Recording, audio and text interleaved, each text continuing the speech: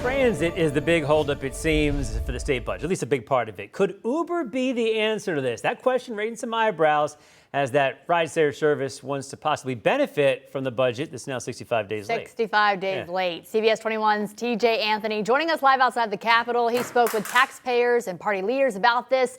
Curious as to their reaction, TJ. Hey guys, yeah, this is definitely an interesting development in the state budget. Now, there's a couple of changes that could come with this that we should definitely talk about. One of them is the fact that Uber wants its drivers to be classified as independent contractors by law if this happens. Another one is the fact that Uber prices and fare rides could go up, which, as you can imagine, is kind of having people have some mixed reviews about this. They should have had it done, I think, quite a while ago. Pennsylvania's budget is 2 months now overdue. 2 months too long for taxpayers. I expect our lawmakers, our politicians to do the same for us, as getting to work and getting things processed. Schools, libraries, transit agencies, plus more sit in limbo waiting for Republicans and Democrats to come to an agreement. Rideshare service Uber pitching a possible solution to end the transit holdup. In a statement, the service's senior communications manager telling CBS 21, quote, "The state is facing a significant revenue shortfall, and we want to do our part to help keep Pennsylvania fully funded, which is why we support a tax on rideshare. We ask that at the same time, the legislature consider our proposal to provide benefits for app-based workers and protect their flexibility." Uber says a tax on rideshare would likely generate at least $100 million yearly, while Nathan Benefield with the Commonwealth Foundation believes more needs to be looked at. So simply coming with more revenue without addressing the spending side of the equation isn't a real solution. Every time you take an Uber ride, every time you have Uber Eats or Grubhub deliver something to you, you'd pay an extra tax on that, and that money would simply be diverted to mass transit. Republicans and Democrats seemingly not only divided on the budget, but this as well.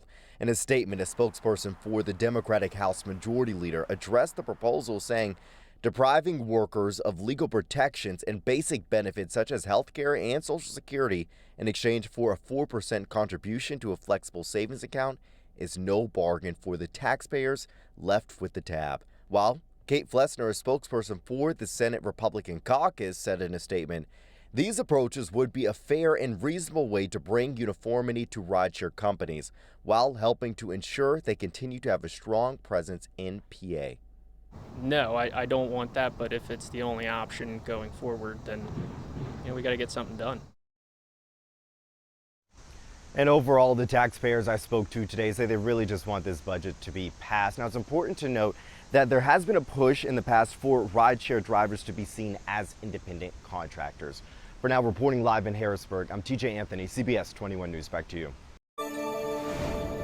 The Pennsylvania state budget is now 65 days late, and a new proposal is being introduced to help end the transit holdup. Well, at least make a dent in it. Uber stepping up, saying that the company also wants something in return. CBS 21's TJ Anthony joining us with what that is outside the state capitol after talking to everybody involved in this thing. Let us know, TJ. Hey guys, yeah, so this is still coming with some division from parties, members on both sides, but Uber says this could generate at least $100 million annually for the state. Now, this does come with some trade-offs, so like Uber taxing rides, which would ultimately fall on app users. They also want their drivers to be recognized as independent contractors, and they also want a benefit structure for their app-based workers. So kind of similar to what's going on right now with the budget. Some from both parties seemingly cannot agree on this either. A spokesperson for the Democratic House told us her caucus doesn't want to trade labor rights for extra revenue. She went on to say that this could deprive workers of legal protection and basic benefits such as health care and Social Security. Now, a Republican caucus spokesperson tell us that this is a reasonable way to bring uniformity to rideshare companies. Other people that we spoke with had more mixed feelings. No, I don't want that, but if it's the only option going forward, then we got to get something done. Simply coming with more revenue without addressing the spending side of the equation isn't a real solution. So every time you take an Uber ride, every time you have Uber Eats or Grubhub deliver something to you, you'd pay an extra tax on that, and that money would simply be diverted to mass transit.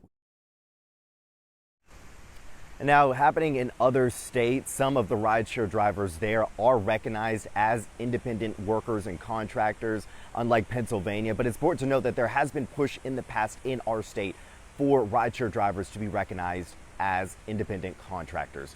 For now, reporting live in Harrisburg, I'm TJ Anthony, CBS 21 News. Back to you guys. It's interesting. The longer this goes, there's more groups that are going to try to get creative like this, I think. Yeah, and it's going to be really interesting to see if this even has any ground, if it goes anywhere. So we'll wait and see. Thanks, TJ.